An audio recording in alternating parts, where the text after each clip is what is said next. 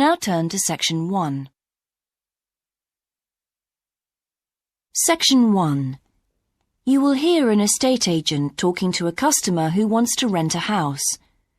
First, you have some time to look at questions 1 to 8.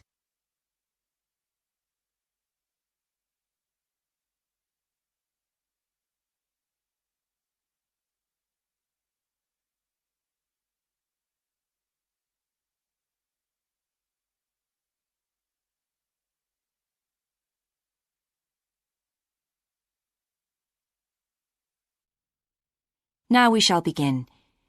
You should answer the questions as you listen, because you will not hear the recording a second time. Listen carefully and answer questions 1 to 8. Good morning. How can I help you? Hello. I'm interested in renting a house somewhere in the town. Right. Could I have your name, please? Yes, it's Stephen Godfrey. And tell me how many bedrooms you're looking for. Well, we'd need 4 because I'm going to share the house with 3 friends. OK. There are several of that size on our books. They mostly belong to families who are working abroad at the moment. What about the location? It'd be nice to be central.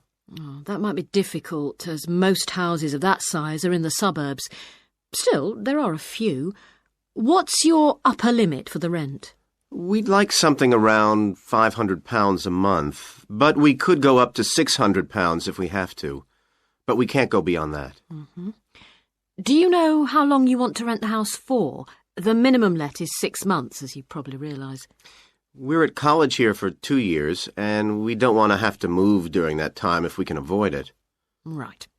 And how soon do you want to move in? All our lets start on the 1st of the month. Well, as soon as possible, really, so that means September 1st. OK, let me have a look at what we've got.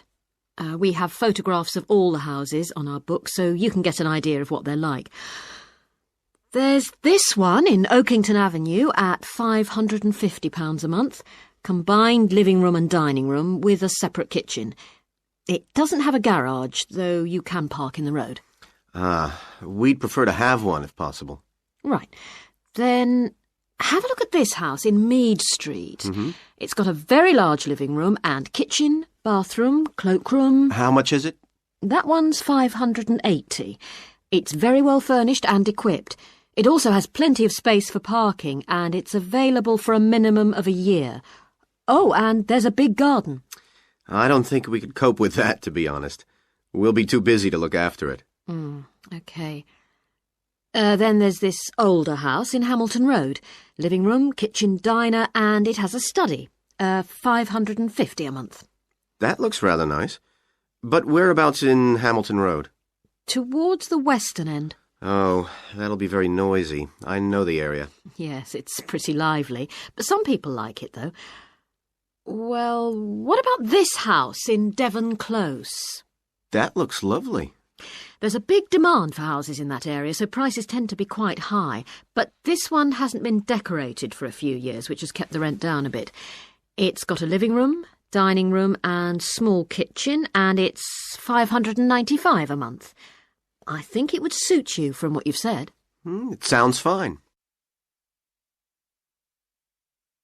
Before you hear the rest of the conversation, you have some time to look at questions 9 and 10.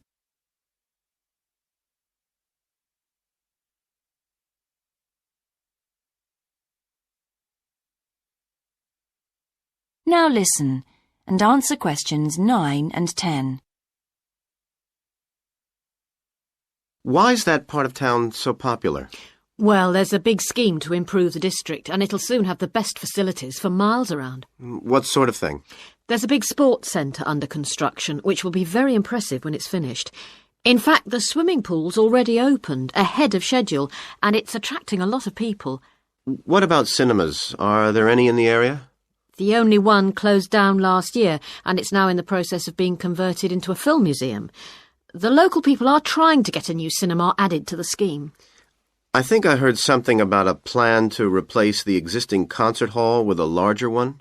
Ah, that's due to start next year. Well, it sounds an interesting area to live in. Could I go and see the house, please? Yes, of course.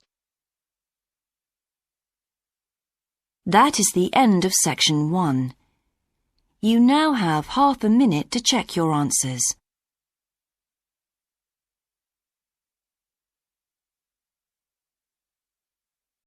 Now turn to section 2.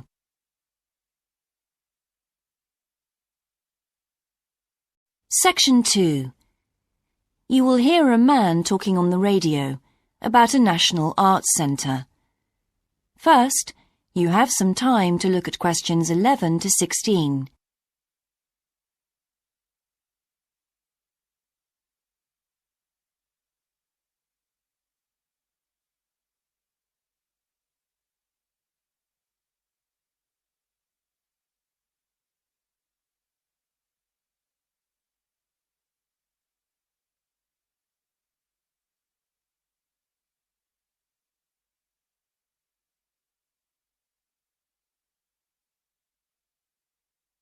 Now listen carefully and answer questions 11 to 16.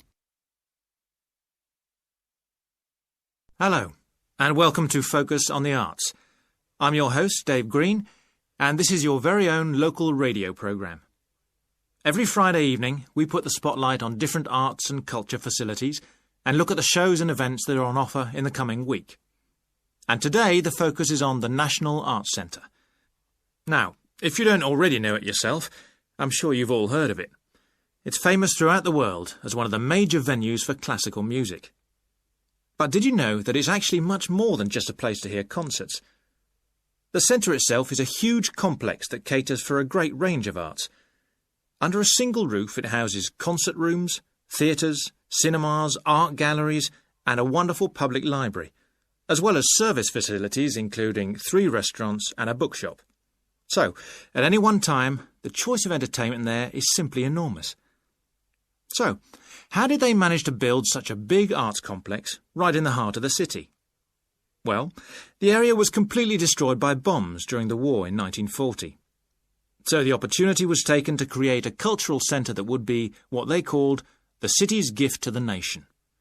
Of course, it took a while for such a big project to get started, but it was planned in the 60s, built in the 70s, and eventually opened to the public in 1983.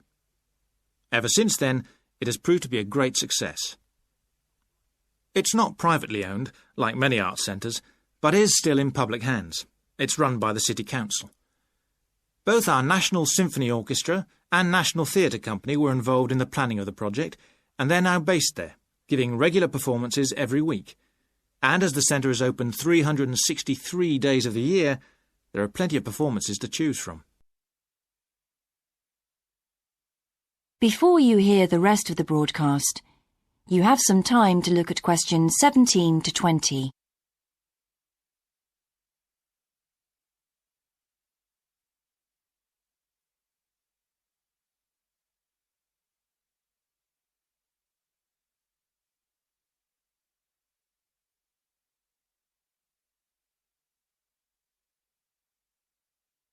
Now listen and answer questions 17 to 20. So, to give you some idea of what's on, and to help you choose from the many possibilities, we've made a selection of the star attractions. If you're interested in classical music, then we recommend you go along to the National on either Monday or Tuesday evening at 7:30 for a spectacular production of The Magic Flute, probably the most popular of all Mozart's operas. It's in the Garden Hall, and tickets start at only £8, but you'll have to be early if you want to get them that cheap. And remember, it's only on for those 2 evenings. For those more interested in the cinema, you might like to see the new Canadian film, which is showing on Wednesday evening at 8 p.m. in Cinema 2. And that's called 3 Lives. It's had fantastic reviews, and tickets cost just £4.50, which is a reduction on the usual price of £5.50. So, it's really good value, especially for such a great movie. But you can see the centre's main attraction at the weekend, because on Saturday and Sunday, 11 a.m. to 10 p.m, they're showing a wonderful new exhibition that hasn't been seen anywhere else in Europe yet. It's a collection of Chinese art called Faces of China. That's in Gallery 1, and it has some really fascinating paintings and sculptures by leading artists from all over China. And the good news is that it's completely free, so don't miss it. So why not go along to the National Arts Centre next week for one or all of these great events? And you can always pick up a programme and check out all the other performances and exhibitions on offer, or coming soon, on almost every day of the year. Next week, we'll be looking at the new Museum of Science. That is the end of Section 2. You now have half a minute to check your answers.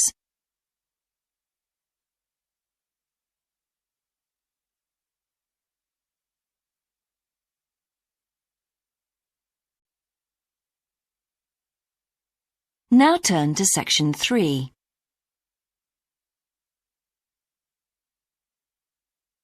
Section 3. You will hear a university tutor and a new student called Paul discussing Paul's work experience and Latin American Studies course. First, you have some time to look at questions 21 to 26.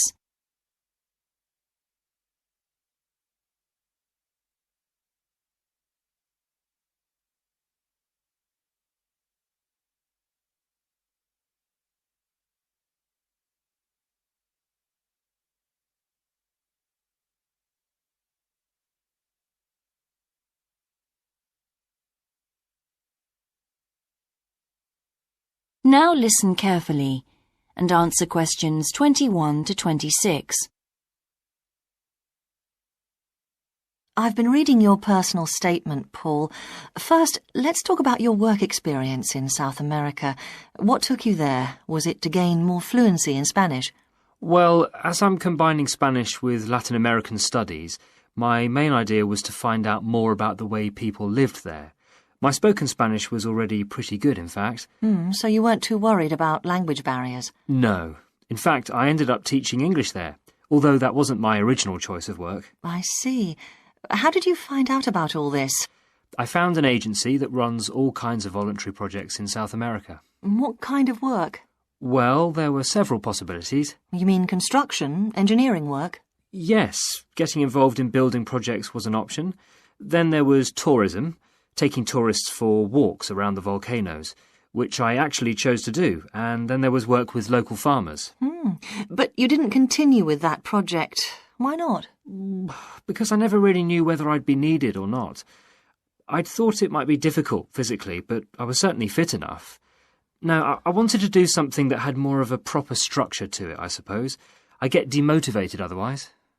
What do you think you learned from your experience? It must have been a great opportunity to examine community life. Yes, but it was difficult at first to be accepted by the locals.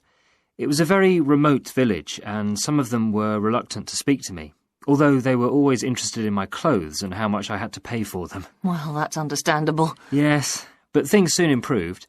What struck me was that when people became more comfortable with me and less suspicious, we really connected with each other in a meaningful way. You made good friends? Yes, with two of the families in particular. Good. What about management? Did you have a project manager? Yes, and he gave me lots of advice and guidance. And was he good at managing too? That wasn't his strong point.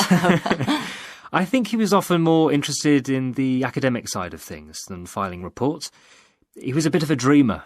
And did you have a contract? I had to stay for a minimum of 3 months. My parents were surprised when I asked to stay longer, 6 months in the end. I was so happy there. And did anything on the administration side of things surprise you? What was the food and lodging like? Simple, but there was plenty to eat, and I only paid $7 a day for that, which was amazing, really. And they gave me all the equipment I needed, even a laptop. You didn't expect that then? No. Well, I'll look forward to hearing more. Before you hear the rest of the discussion, you have some time to look at questions 27 to 30.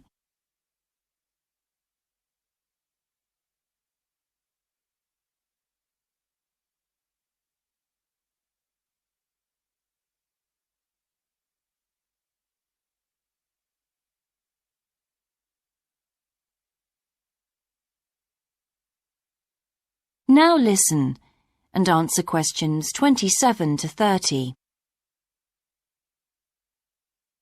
But now let's look at these modules. You'll need to start thinking about which ones you'll definitely want to study. The first one here is gender studies in Latin America. It looks at how gender analysis is reconfiguring civil society in Latin America. Women are increasingly occupying positions in government and in other elected leadership positions in Latin America. I think you'd find it interesting. If it was to do with people in the villages rather than those in the public sphere, I would. OK. What about second language acquisition? Do you think I'd find that useful? Well, you've had some practical experience in the field. I think it would be. I hadn't thought about that. I'll put that down as a definite then. OK. What about Indigenous women's lives? That sounds appropriate. I thought so too, but I looked at last year's exam questions and that changed my mind. Don't judge the value of the course on that. Maybe talk to some other students first, and we can talk about it again later. OK. Yes, and lastly, will you sign up for Portuguese lessons? My Spanish is good, so would I find that module easy? Not necessarily. Some people find that Spanish interferes with learning Portuguese, getting the accent right too. It's quite different in a lot of ways. Well, I'd much sooner do something else then. All right. Now, what we need to do is make a... That is the end of section 3. You now have half a minute to check your answers.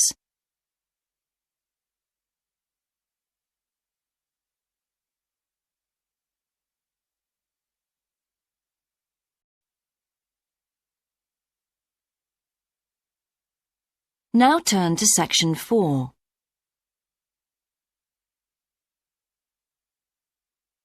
Section 4. You will hear a lecture about success in business systems. First, you have some time to look at questions 31 to 40.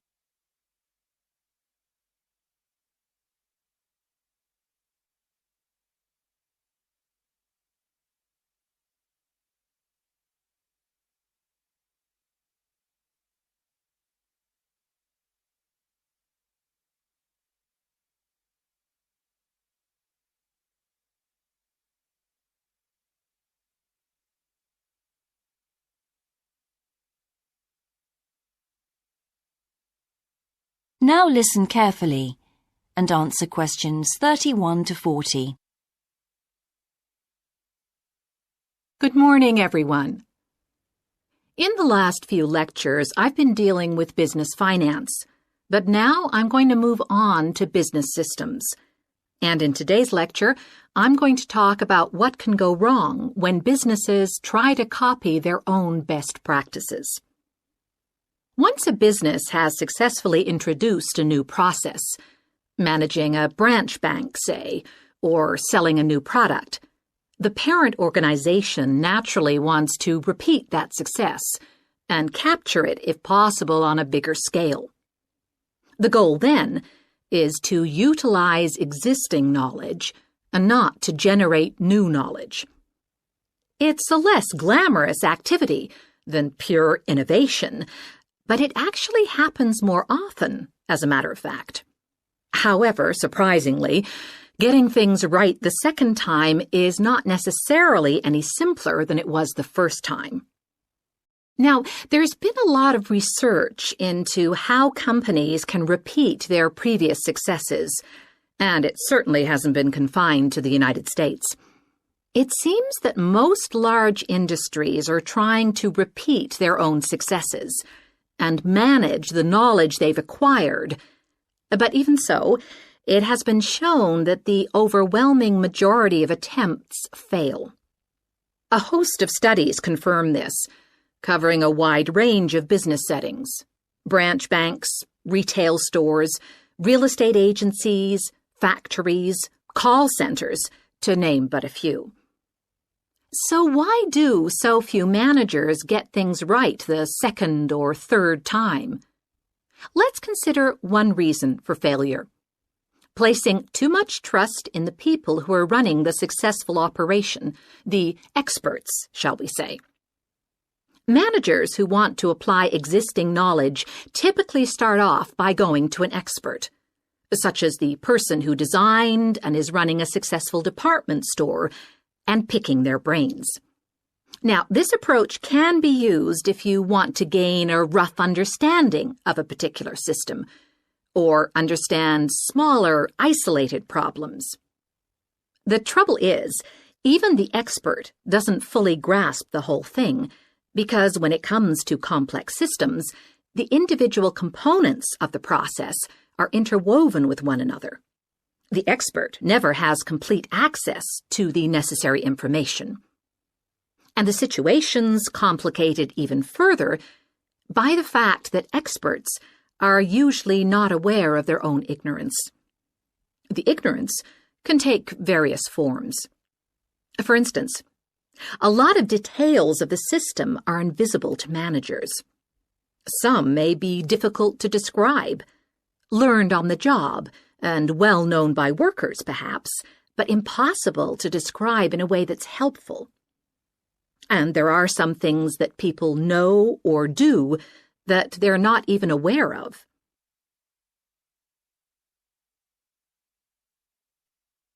Now, let's consider two types of mistake that can occur when a manager actually starts to set up a duplicate system to replicate a successful process. Firstly, perhaps he forgets that he was just trying to copy another process and starts trying to improve on it. Another mistake is trying to use the best parts of various different systems in the hope of creating the perfect combination. Unfortunately, attempts like these usually turn out to be misguided and lead to problems. Why? Well, for various reasons. Perhaps there weren't really any advantages after all, because the information wasn't accurate. Or perhaps the business settings weren't really comparable. More typically, the advantages are real enough, but there are also disadvantages that have been overlooked. For example, the modifications might compromise safety in some way. So, what's the solution? Well, I don't intend to suggest that it's easy to get things right the second time. It's not. But the underlying problem has more to do with attitudes than the actual difficulty of the task, and there are ways of getting it right. These involve adjusting attitudes, first of all. Being more realistic and cautious, really. Secondly, they involve exerting strict controls on the organizational and operational systems. And this, in turn, means copying the original as closely as possible. Not merely duplicating the physical characteristics of the factory, but also duplicating the skills that the original employees had. Reliance on a template like this offers the huge advantage of built-in consistency. That is the end of section 4. You now have half a minute to check your answers.